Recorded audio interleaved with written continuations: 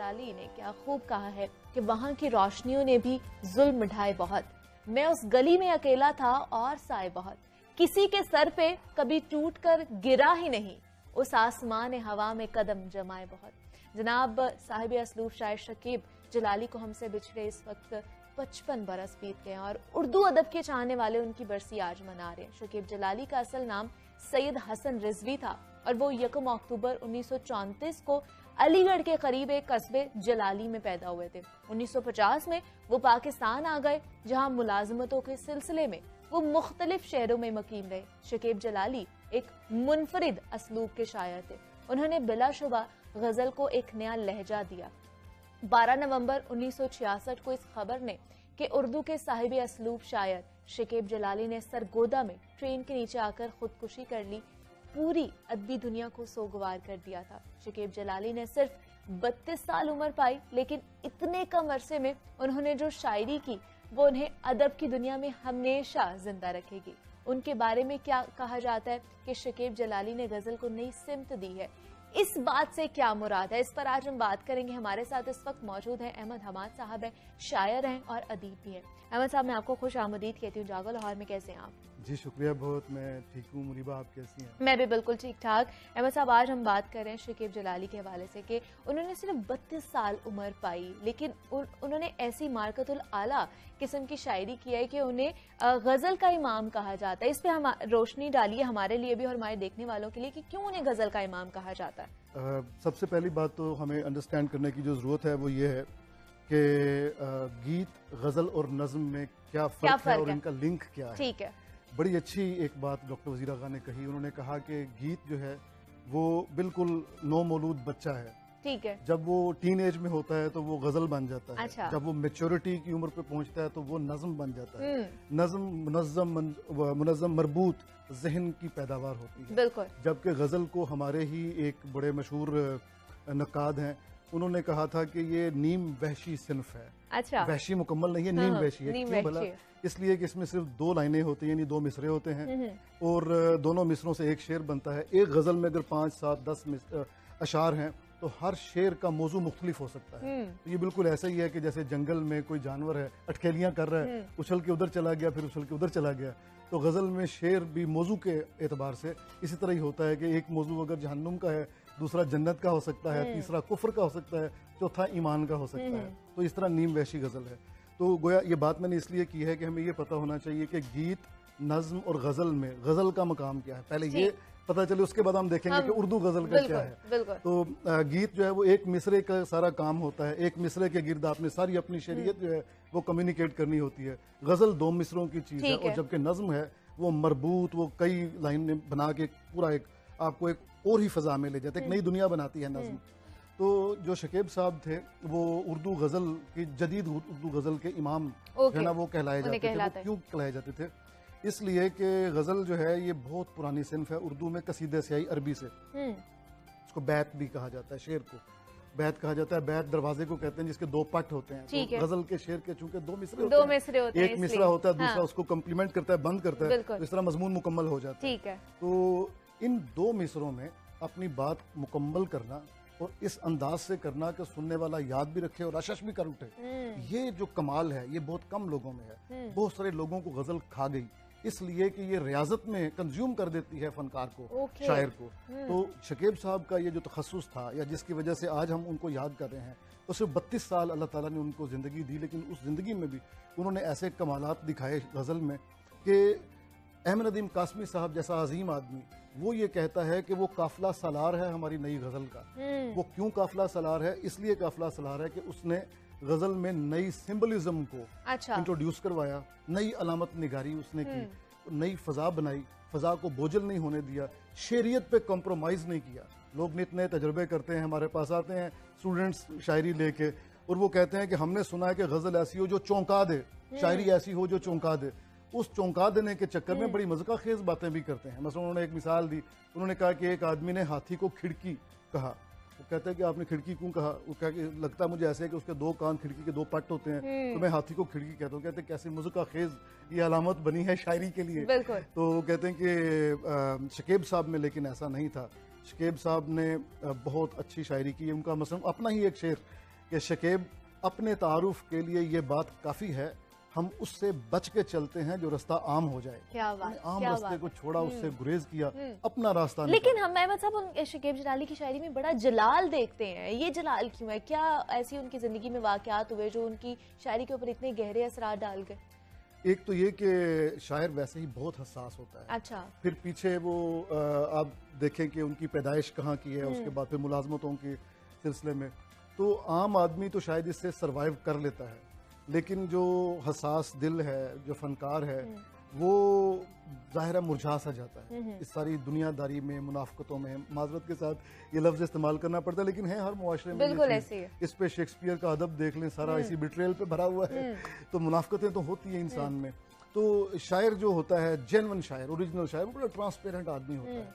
उस जरा सी आपको गर्म हवा लगी मुनाफकत की या सियासत, उस तरह की सियासत जो नेगेटिव है, वो बेचारे का कोमल सा दिल जो है ना वो मुरझाएगा। अच्छा। उस शीशे पे एक धुआं सा आ जाएगा।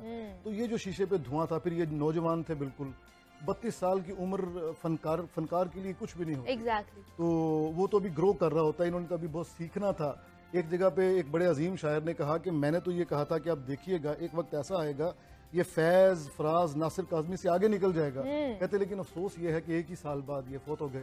तो वो इम्कानात इंसान के ख़त्म हो जाते हैं ना, तो इसलिए मौत के साथ, मौत जिंदगी के साथ है ना जी सारे इम्कानात। तो इनके अंदर जो जलाल है वो जवानी की वजह से है, वो गुस्से की वजह से है, मुआशरे से जो इनको चाहिए था वो मुआशरे से मिल नहीं रहा था।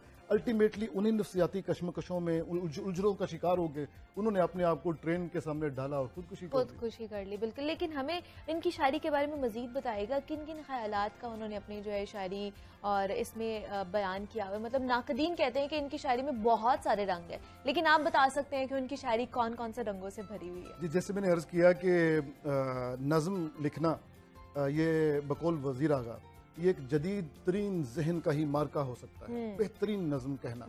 अच्छा, बेहतरीन नज्म जो है वो इकबाल पे आके, मेरे ख्याल में इकबाल पे आके ऐसे अजमत के मायारात तय हुए कि जिसके बाद उसको फॉलो करना मुश्किल था। नून मीम राशिद ने, मजीद अमजद ने, मीरा जी ने अजीम नज़में कही हैं। उसके बाद हमारे जदीद शायर हैं अमजद इस्लाम अमजद साहब, उन्होंने रोमानवी नज़में कही हैं। लेकिन जो इकबाल की नज़म है वो आली शान है। वो आप उसको उर्दू में जहाँ भी आप ये समझें, अगर उर्दू नज़म का आलमी अदब के साथ मुकाबला करना है तो आप सिर्फ इकबाल ही की नज़म को उठाएंगे। तो ये बात है कि जो गज़ल है, नज़म में आप अगर हर मौजू पे लिखते हैं तो 10 मौजूआत पे भी लिखेंगे ना, 10 नज़में, तो अच्छी खासी ज़खामत बन जाएगी। गज़ल में वो एक गज़ल में सारे मौजूआत आ जाएंगे। इसलिए मेरा ये ख्याल है कि जो गज़ल है वो रंगारंग फूलों का गुलदस्ता बन जाता है एक गज़ल। अब अगली गजल लिखेंगे वो नए रंग लेके आएंगे। तो चूंकि ये शकीब साहब जो थे वो गजल के आदमी थे बुनियादी तौर पे, इनकी नज़मों में भी तगज़ुल था। ये इन्होंने नज़में कही हैं उस पर भी गजल का रंग गहरा था। वो कैसे हम पहचानते हैं? हम इसलिए पहचानते हैं कि जो तरबियत हमारी 2 मिसरों में बात कहने की जो तरबियत है वो नज़म में भी नजर आती है। अच्छा, बाज लोग तो ये भी कहते हैं कि इकबाल भी गजल के शायर थे, उनकी नज़में भी तगज़ुल अपने अंदर समाये हुए हैं। अच्छा। लेकिन मैं इसे पूरी तरह एग्री नहीं करता। अलबत्ता शकीब साहब के बारे में पूरी तरह एग्री करता हूँ कि वो गजल के ही आदमी थे। उनकी तरबियत, मतलब उनकी जो पहली मोहब्बत थी वो गजल ही रही, गजल ही थी। और इसी वजह से आपको उनमें कलर्स नजर आते हैं मुख्तलिफ तरह के। उसमें जलाल भी है, जमाल भी है, और उदासी की एक लहर। जो मसलन तूने कहा न था कि मैं कश्ती पे बोझ हूँ, तूने कहा न था कि मैं कश्ती पे बोझ हूँ, आंखों को अब न ढांप, मुझे डूबता भी देख। क्या बात, कैसी उदासी की लहर है और क्या ललकार है और क्या ट्रेजेडी है इसमें। यानी पूरा ट्रेजिक ड्रामा एक तरफ हो और शकीब का ये शेर एक तरफ हो, तो ये बराबर होंगे तराजू में। मतलब वो 2 शेर में ही उन्होंने, मतलब एक शेर में ही उन्होंने इतना ज्यादा करके बता दिया है। वो सारी जो एक क्रक्स है उसमें हमें पता चल जाता है कि वो। हम और भी आपसे सुनना चाहेंगे उनकी कोई पसंदीदा, जो आपको बहुत ज्यादा पसंद हो, उनकी गजल, कोई शेर जो आप हमारे साथ शेयर करना चाहें। जी बिल्कुल, मैं पेश करूंगा आपको। लेकिन उससे पहले इन्हीं अशार के बारे में ये कहा जाता है कि उनकी इमेजरी जो थी, इमेजेस जो बनाते थे वो बड़े ही पावरफुल होते थे। अच्छा। मिसाल के तौर पे उनका एक है कि आके पत्थर तो मेरे सहन में 2-4 गिरे। शेर देखिएगा कैसा आलीशान है। आके पत्थर तो मेरे सहन में 2-4 गिरे, जितने इस पेड़ के फल थे पसे दीवार गिरे। कि मेरे घर में एक फलदार दरख्त था, वो फल तो मुझे मिलना चाहिए था। लोगों ने बाहर से पत्थर मारे फल तोड़ने के लिए, फल बाहर गिरे, मेरे घर में सिर्फ पत्थर आए। तो ये एक आलीशान, देखिए आप इसकी इमेजेस देखिए। तो इसी तरह ये आगे क्या कहूं दीदाए तर ये तो मेरा चेहरा है, क्या कहूं दीदाए तर ये तो मेरा चेहरा है, संग कट जाते हैं बारिश की जहां धार गिरे। ये तो मेरा चेहरा है जो कि मांस का, गोश्त पोस्त का बना हुआ है। आंसू गिर गिर के इसमें क्रैक्स पड़ गए हैं, इतने आंसू तो पत्थर पे गिरते हैं तो वो फट जाता है। ये तो फिर मेरा गोश्त पोस्त का चेहरा था। कैसे इमेजेस हैं। तो ये है शकीब की अजमत के, इमेजेस बनाता है, सिंबल्स बनाता है, जदीद लबो लहजा है उसका। लेकिन आज के अगर नौजवान नस्ल देखा जाए तो आपको क्या लगता है कहाँ पे वो लोग लाग करें, या नौजवान शायर की अगर बात की जाए तो इस तरह के शायर नहीं मिलते शकीब जलाली जैसे, कि उनके अंदर जलाल भी हो और डिफरेंट जो हमें एग्जैक्टली डिफरेंट चीजें उनके अंदर नजर आ रही हूँ। आपको क्या लगता है कहाँ पर लाग करते हैं? जी मसला ये है कि हमारी उर्दू शायरी इतनी रिच है कि इसने बड़े ग्रेट मास्टर्स ऑलरेडी पैदा कर रखे हैं। मीर हैं पूरी सदी पे हुई, गालिब हैं, और सबसे अबव ऑल इकबाल जैसा तो हम कहते हैं कि वो तो देवता है शायरी का। तो उसके सामने कहते हैं कि मीर और गालिब अपने अपने मुकल्लिदीन यानी अपने अपने फॉलोअर्स पैदा कर सकते हैं। इकबाल का फॉलोअर बनना ये मुश्किल ही नहीं नामुमकिन है। हमारे दोस्त मजाक में एक अवामी अंदाज में ये बात करते हैं, कहते हैं कि इकबाल के करीब जाते हैं ना वो आपको 440 वोल्ट का झटका देता है। अच्छा। मेरे करीब मत आना, मेरे उसलूब में लिखोगे मारे जाओगे। लोग कहेंगे कि ये डिक्शन, ये लबो लहजा तो ये सारा इकबाल का है, तुमने उसको कॉपी कर लिया है। तो ये मसला है कि उर्दू गजल लिखने वाले नौजवान शुअरा जो हैं वो सबसे पहले क्या देखते हैं, वो देखते हैं अच्छा गालिब बनना है या इकबाल बनना है या मीर बनना है। वो गालिब के लहजे में लिखना शुरू कर देते हैं तो गालिब कंज्यूम कर देता है उसको। उनसे कहीं बेहतर तो वो ग्रेट मास्टर कह चुका है। गालिब ने गुंजाइश छोड़ी होती तो भाई आपका नाम बनता ना। इसी तरह मीर की अजमत ने कोई गुंजाइश छोड़ी होती, मीर अपने अपने वो शख्सियत में, अपने फन में मुकम्मल है, वो कामिल तरीन उस्ताद शायर है। तो उसने कोई गुंजाइश छोड़ी होती तो नौजवान शायर उसकी जगह खड़ा होता ना आके।